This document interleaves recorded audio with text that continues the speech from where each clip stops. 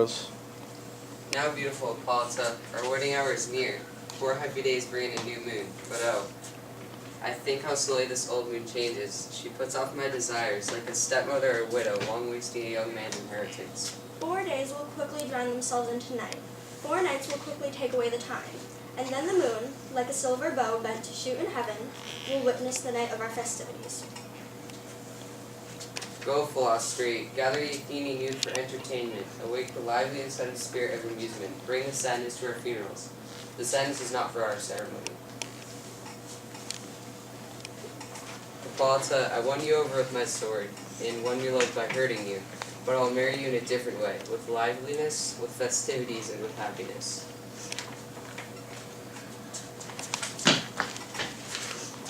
Be happy, Theseus, my gracious Duke.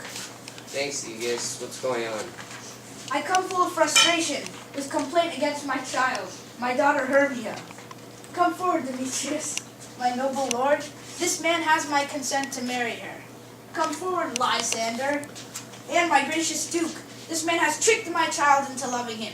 You, Lysander, you have recited poetry to her, and exchanged love tokens with my child. You have sung by moonlight at her window, with false ambition, singing love songs while not meaning them.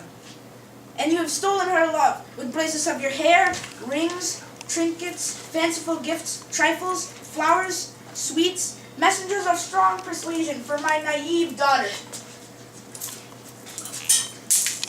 You have stolen my daughter's heart with cunning, and turned her obedience to me to stubborn harshness. And my gracious Duke, if she will not agree to marry Demetrius here in front of you, I beg the ancient law of Athens. Since she is mine, I may get rid of her, to either Demetrius or to her death immediately according to our law. What do you have to say about this, Hermia? You should be careful. Your father should be a god to you. He's the one that created your perfections, yet you are still just wax and printed by him, and he has the power to leave you or destroy you. Demetrius is a worthy gentleman. Lysander is too. He is, but in this situation, lacking your father's support, Demetrius would be the better decision. I wish my father could see through my eyes. Well, instead, you should try to look through his eyes. Please, my Duke, pardon me. I don't know what's made me so bold to speak out like this, and I don't know how it might affect my reputation, but I need to say my thoughts in front of you. I need to know, what is the worst that could happen if I refuse to marry Demetrius? Well, your choices are to die or to give up men forever. So, Hermia, be careful. Think about your desires, such as youth and your love for Lysander, because if you don't accept your father's choice, can you endure the life of a nun? Isolated forever, chanting prayers to the cold, childless moon, never able to have a child. But it's good for those whose master it, for a greater afterlife. Good for them to go through such a difficult journey, but in the end, the rose used for the pleasure of others is happier than the one that grows, lives, and dies on the vine. Scene. All yours. So I will grow, live, and die, my lord, before I will be forced to give up my virginity to Demetrius. I do not approve of his unwanted control. Take time to think, and by the next new moon, the wedding day of my love and I, for everlasting bond of friendship, upon that day either prepare to die for refusing to bend to your father's will, or to marry Demetrius, as he wants you to, or on Diana's altar to vow and become a nun. Relent, sweet Hermia, and Lysander, give up your basest title to my certain right. Demetrius, you have her father's love. Let me have Hermia's, and you can marry him.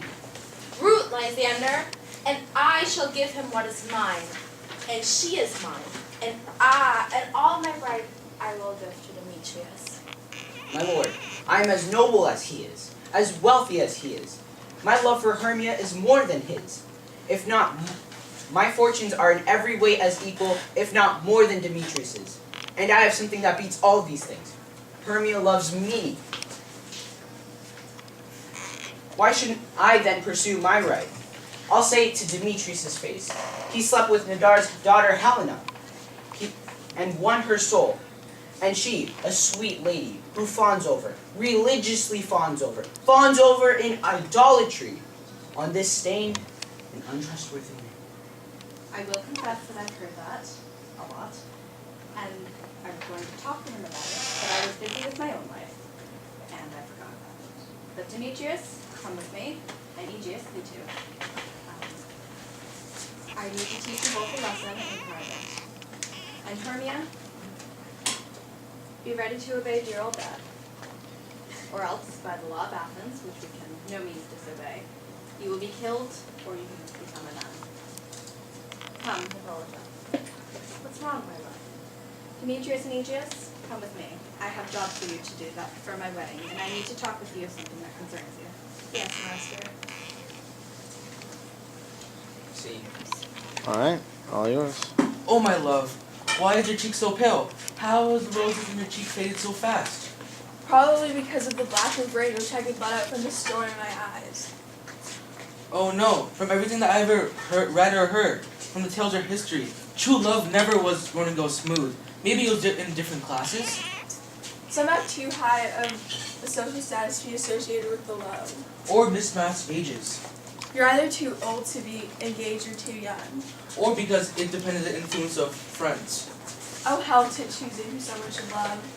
Or if we ever had the choice, then war, death, or sickness did lay siege on it, destroying it, making it short as we're sound. It would be as quick as a shadow, short as a dream, quick as lightning in the back night. Before a man has power to say, behold, the jaws of darkness devour it so quickly, happy things have to come to an end. If then true lovers have ever been crossed, it stands as a law and destiny that we have to deal with because it's customary. As expected, thoughts and dreams and sighs, wishes and tears, poor love's followers. A good argument. Therefore, listen to me, Hermia. I have a widow aunt. A lot of money she has. With no child. Her remote house is 35 miles away from Athens. She regards me as her only son, Hermia. Only there I can marry you. My gentle Hermia, the strict Athenian law cannot touch us there. Tomorrow night, we leave. 5 miles away from outside of town, where I must meet you, Hermia. Helena. To celebrate the morn of May, I will stay there for you. Yes, Lysander, I swear to you by Cupid's strongest bow, by his best arrow with the golden head, by the simplicity of Venus' doves, by that which keeps souls and prosper loves, and by the fire which burned the Carthage queen when the false Trojan under sail was seen, by all the promises that men have ever broken, and number more than women ever spoke, in that same place where you have appointed me, I will meet you tomorrow. Keep your promise, love. Look, there's Helena.